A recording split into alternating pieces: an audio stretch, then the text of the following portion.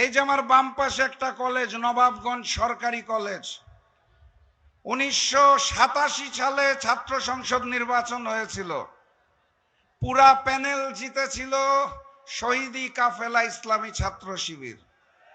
VP হয়েছিলেন আজকের বর্ষিয়ান নেতা নুরুল ইসলাম বুলবুল, এখানে বসা আছে। এরপর আর কোন ছাত্র সংসদ নির্বাচন এখানে হয় নাই, কারণ তারা হারার ভয়ে খেলতে চায় না। জাতীয় নির্বাচনে এই চাপাই নবাবগঞ্জে হারার জন্য আরো 3 জন খেলতে এসেছে, তাদেরকে বলুন হারুন। যারা হারার জন্য খেলতে এসেছে তাদেরকে বলুন হারুন। দাঁড়িপাল্লার 3 জন জিতার জন্য এসেছে, সেবা করার জন্য এসেছে, তাদের বলুন জিতুন। এখানে আসন কয়টা?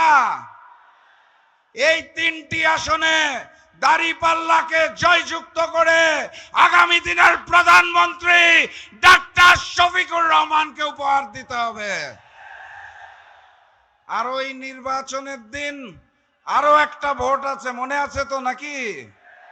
গণভোটে গণভোটে গণভোটে